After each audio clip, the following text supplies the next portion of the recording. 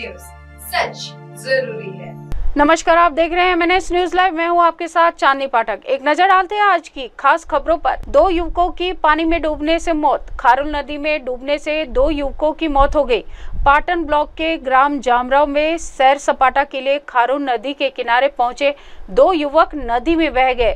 सूत्रों से मिली जानकारी के अनुसार यह घटना बुधवार की शाम की है। इसकी जानकारी लगते ही तत्काल अमलेश्वर पुलिस पहुंची। साथ ही साथ युवक की तलाश के लिए NDRF दुर्ग की टीम को भी बुलाया गया। बुधवार देर शाम तक NDRF दुर्ग की टीम ने नदी में बहे दोनों युवकों की तलाश तेज कर दी थी। जानकारी के मुताबिक कल शाम को एक युवक यशवंत हरपाल का शव को ढूंढने में सफलता मिली। वहीं दूसरा युवक आशीष का शव आज मिला है। बता दें कि अभी खारुल नदी में जलस्तर काफी तेजी से बढ़ रहा है। अगली खबर दुर्ग के जेल में वसूली। दुर्ग पुलिस ने दुर्ग केंद्रीय जेल में बंद एक सजा याफ्ता कैदी की उगाही और उसकी धमकी देने के करतूत का खुलासा किया। आरोपी रवि विठल, जो हत्या के आरोप में पिछले 7 वर्षों से जेल में बंद था, उसने अपने साथियों की मदद से जेल से ही एक विचाराधीन बंदी के भाई को जान से मारने की धमकी देकर लगभग 7,95,000 रुपए अवैध वसूली की। फिलहाल पुलिस ने मुख्य आरोपी को गिरफ्तार कर लिया है। दरअसल पूरा मामला 4 अक्टूबर 2024 को सामने आया था, जब पीड़ित ने सुपेला थाने में शिकायत दर्ज कराई थी। जेल में बंद उसके भाई को आरोपी रवि विठल, विशाल सोनी उर्फ उड़िया, परबदीप सिंह और गुरमीत कौर द्वारा जान से मारने की धमकी दी जा रही है। रवि विठल ने अपने दोस्त विशाल को मोबाइल पर कॉल कर प्रार्थी को कॉन्फ्रेंस कॉल धमकी दी गई कि पैसे नहीं देने पर उसके जेल में बंद भाई को जान से खत्म कर दिया जाएगा। प्रार्थी नगद 5 लाख और ऑनलाइन ट्रांजैक्शन के माध्यम से 2,95,000 रुपए की वसूली की गई। इसके अलावा 11 जुलाई 2023 को आरोपी की बेटी के जन्मदिन पर एक सोने के चेन और लॉकेट भी जबरन मंगवाए गए।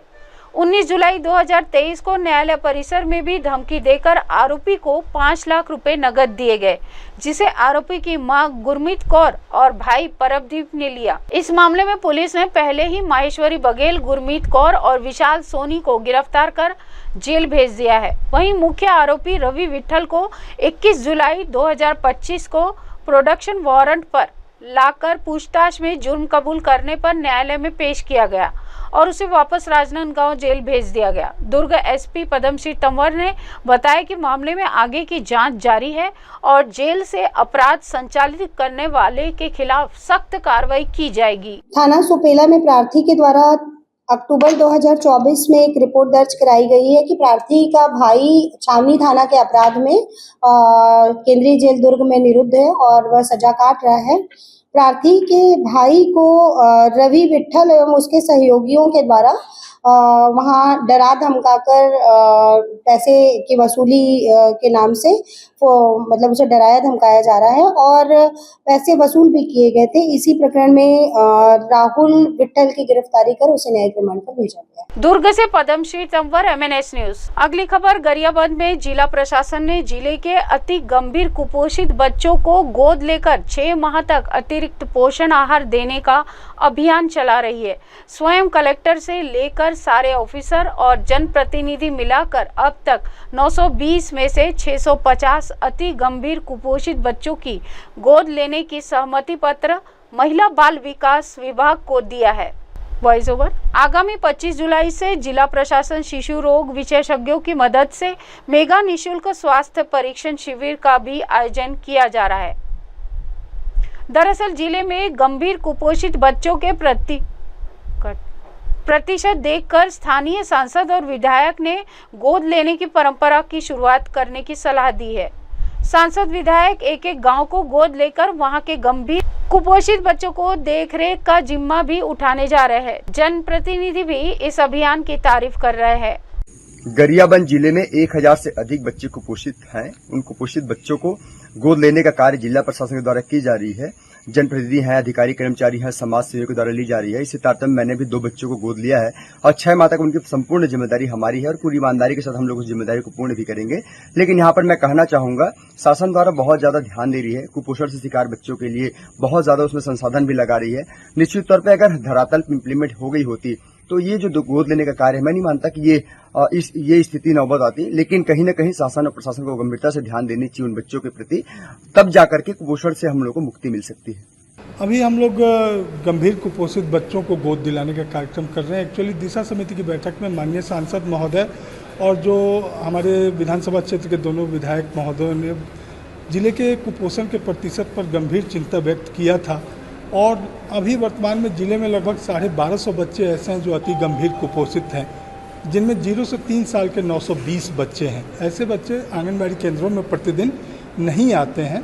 तो इसको देखते हुए दिशा समिति की बैठक में कलेक्टर साहब, विधायक महोदय और सांसद महोदया के द्वारा सभी जनप्रतिनिधियों ने ये सहमति दिया कि हम लोग एक एक बच्चे को, जिले के गंभीर कुपोषित बच्चों को गोद लेकर और आगामी 6 महीने तक उनके पोषण की, अतिरिक्त पोषण की व्यवस्था करेंगे।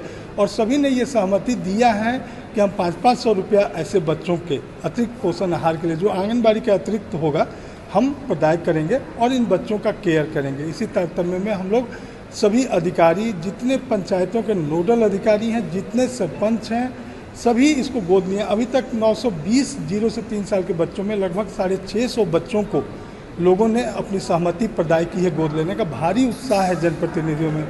और राजीव विधायक महोदय तो खुद भी बोले हैं कि मैं गांव के पूरे कुपोषित बच्चे जितने हैं, मैं उन सभी को, एक गांव के पूरे बच्चों को मैं गोद लूँगा। तो इसमें काफ़ी अच्छा उत्साह देखने को मिल रहा है। और आगामी दिनों में राज्य के प्रसिद्ध शिशु रोग विशेषज्ञ डॉक्टर अशोक भट्टर अपने 12-13 डॉक्टरों की टीम लेके इन बच्चों की निःशुल्क इलाज और दवाई वितरण के लिए आ रहे हैं। 25 तारीख को हम लोग यहाँ पर मेगा हेल्थ कैंप इन कुपोषित बच्चों का लगा रहे हैं। सबसे पहले गरियाबंद में इसका शुभारंभ कर रहे हैं, जहाँ 123 गंभीर कुपोषित बच्चे हैं। उसके बाद 27 तारीख को हम लोग छुरा में करेंगे। इसी प्रकार मैनपुर, देवभोग और फिंगेश्वर में डॉक्टर अशोक भट्टर की टीम जाकर स्वास्थ्य जांच करेगी इन बच्चों का, और आवश्यक दवाइयाँ भी दी जाएंगी।